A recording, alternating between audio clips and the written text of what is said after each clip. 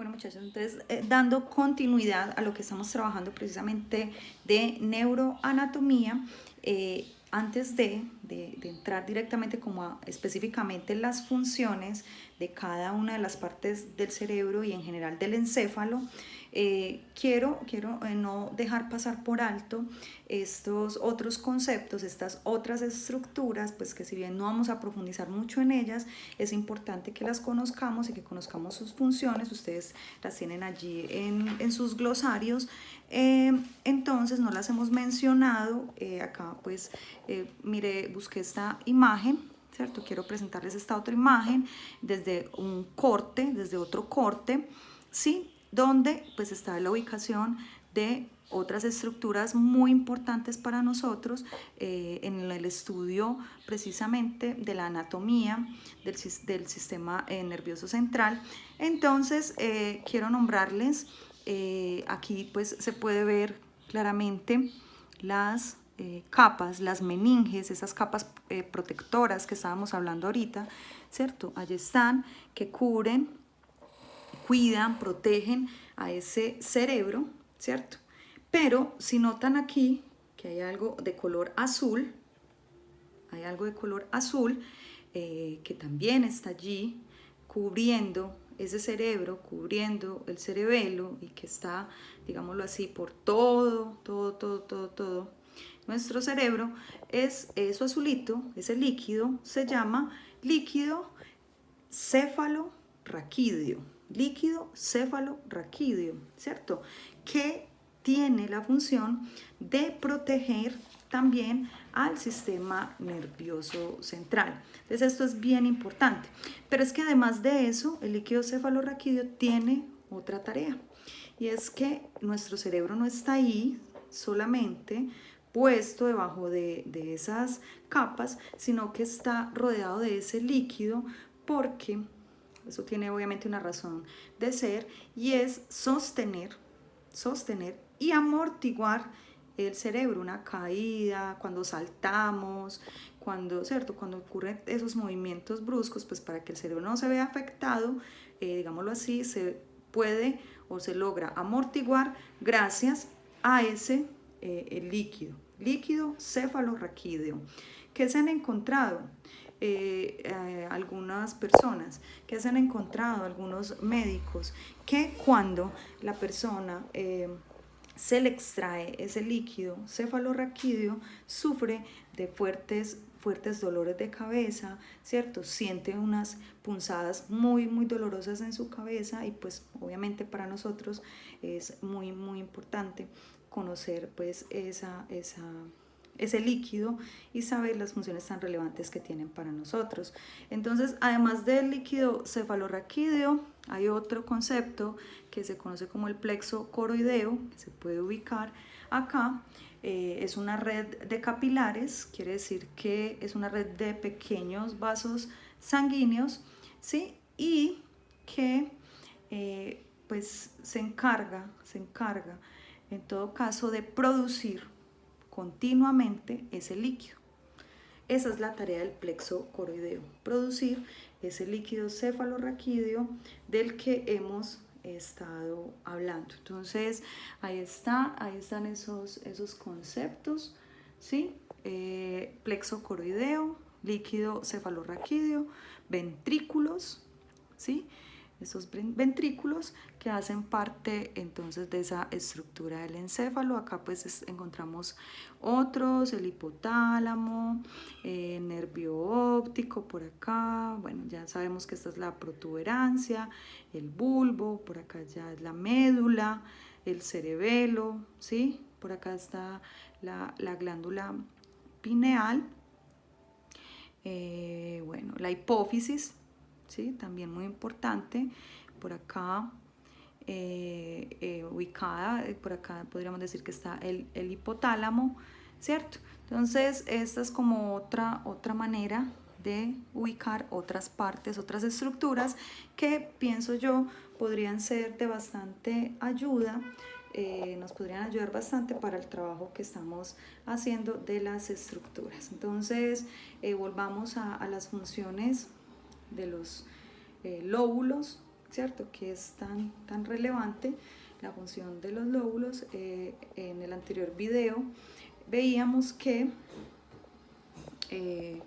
veíamos como una especie de cuadro donde nos muestra algunas de las funciones de la corteza cerebral. Entonces ahí encontramos que la corteza somatosensorial la podemos ubicar en el lóbulo parietal, ¿sí?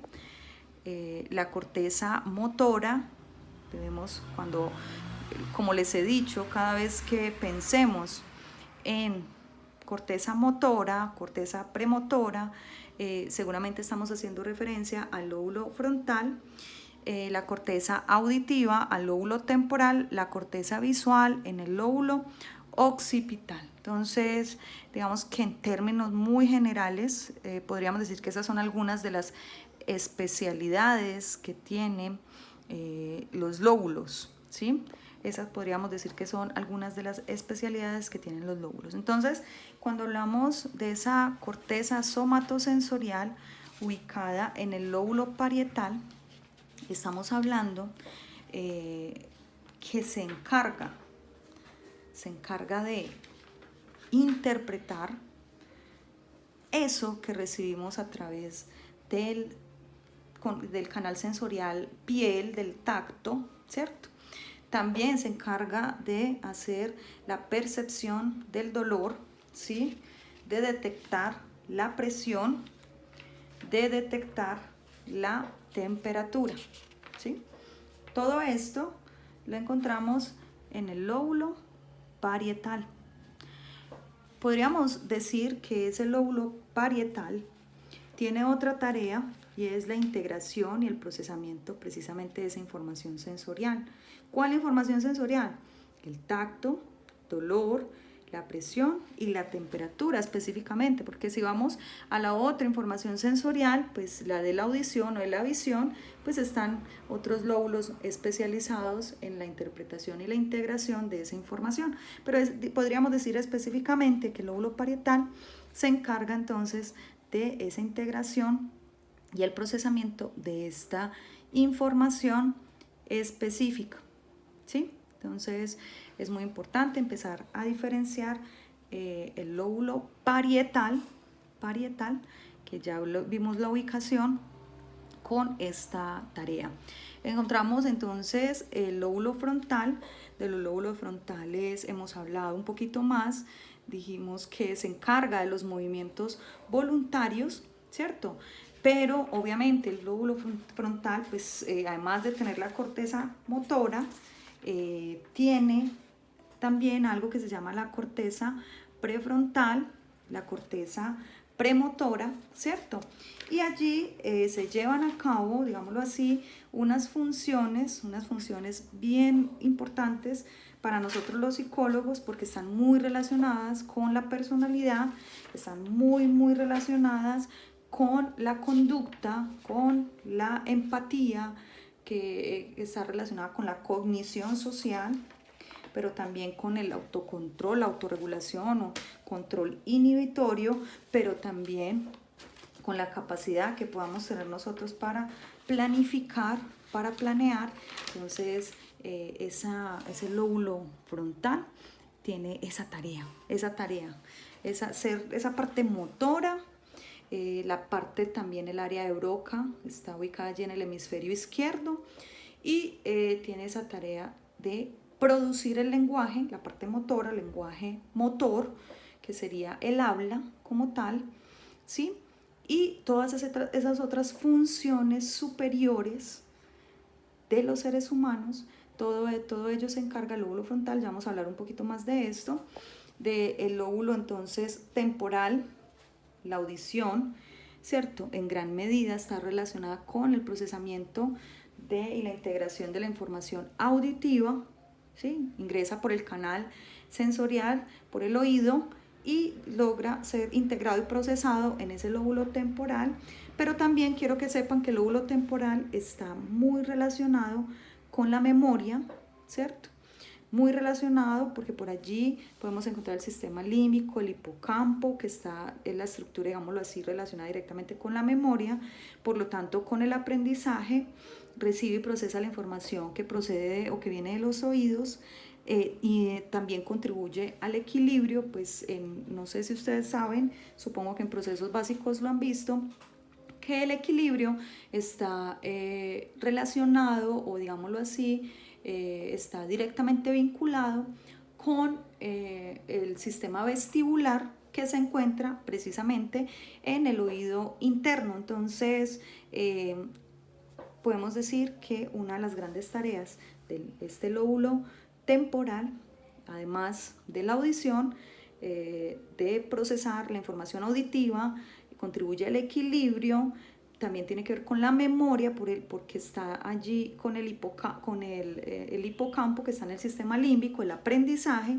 pero también como está relacionado con el sistema límbico, entonces tiene que ver con la regulación de las emociones, de las motivaciones, la ansiedad, el placer, la ira, el reconocimiento de los rostros. Entonces, si ven, pues son muchísimas las funciones, muchísimas las tareas que tiene este lóbulo temporal, y que son tan importantes para nosotros los psicólogos, pues fundamentales, ¿cierto? Entonces, del frontal, supremamente relevante porque tiene que ver con la conducta, tiene que ver con la personalidad y demás, ¿cierto? De los frontales. Pero también el lóbulo temporal tiene que ver con esa otra parte que estudiamos nosotros los psicólogos, que son las emociones, ¿cierto? La expresión de las emociones, pero también la memoria, pero también el aprendizaje. Entonces ya nos vamos dando cuenta que cada parte de ese cerebro tiene una función específica y que todas están, digámoslo así, unidas, que todas son muy relevantes, ¿cierto? Y que tienen que ver con el estudio, con esas bases biológicas de la conducta. Entonces encontramos también el lóbulo occipital, pues está ubicado en la parte posterior del encéfalo, en la parte de atrás, ¿sí? Y tiene como tarea fundamental la visión, es decir, el procesamiento de esa información visual, ¿sí? Entonces está la corteza visual, decimos, que está ubicada en esa parte del cerebro, ¿vale? Entonces esto es muy importante que tengamos claridad de esas generalidades, de esas funciones, digámoslo ahí. Les acabo de hacer un resumen digamos, como una síntesis de la especialidad que tiene cada uno de los lóbulos, ¿sí? Quiero entonces mostrarles el otro lóbulo que ya se los había mostrado. Se los quiero enseñar nuevamente, se los quiero mostrar nuevamente. Es lo que se conoce como la ínsula, ¿sí? Este otro lóbulo, digámoslo así, más interno, es esa parte verde. Aquí está de color rojo, ¿sí? Aquí está en estas fotos, ¿cierto? También se conoce como corteza insular. Es importante que entendamos que este lóbulo también hace parte entonces de nuestro cerebro, y ese lóbulo, que de hecho pues muy poco se escucha sobre este, es muy importante porque está relacionado con la empatía, también con el reconocimiento de las emociones.